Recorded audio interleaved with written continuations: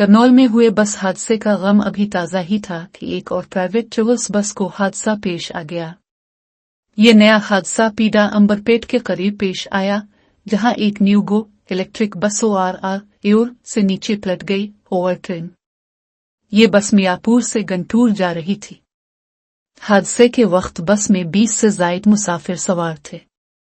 बस के उलट जाने से मुतअद्दिद मुसाफिर जख्मी हुए, जिन्हें फौरी तौर पर इलाज के लिए अस्पताल मुंतकिल किया गया।